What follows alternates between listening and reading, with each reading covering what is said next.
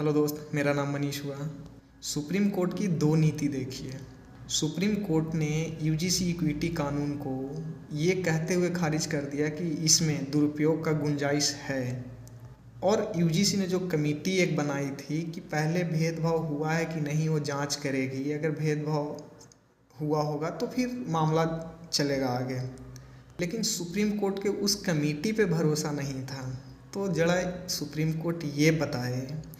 कि जो associate professor के भर्ती करने के लिए जो इंटरव्यू पैनल बनाया जाता है और उसको में ओबीसी और एससी एसटी वालों को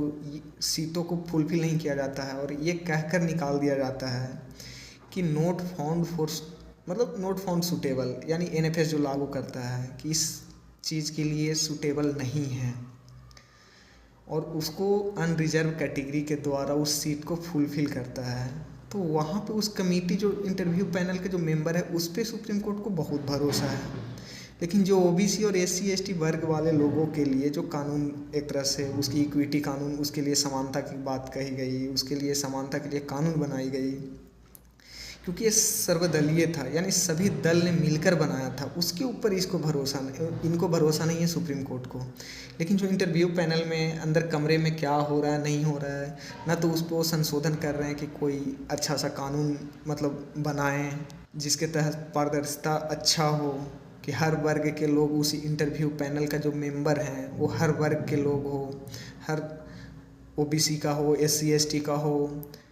स्वर्ण का हो, फिर माइनॉरिटी से हो, ये इस पे सुप्रीम कोर्ट कोई जवाब नहीं दे रहा है। तो मैं चंद्रशेखर रावण से एक गुजारिश करूंगा कि आप यूजीसी इक्विटी कानून को विरोध करिए, कोई दिक्कत नहीं, उसमें मैं वो नहीं करने जा रहा हूँ, आपका क्या उसमें परसेप्शन है। लेकिन इतना मैं चंद्रशेखर रावण से ये बोलूँगा कि आप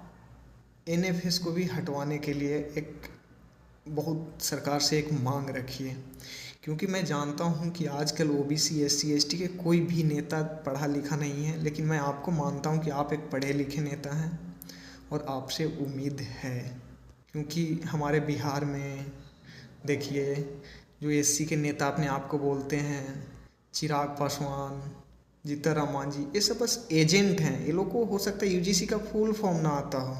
लेकिन ये घूम रहे हैं एक भैया बन के, एक चाचा बन के। और तेजस्वी जी से भी गुजारिश है कि आप भी इस मामले में इंटरफेयर कीजिए,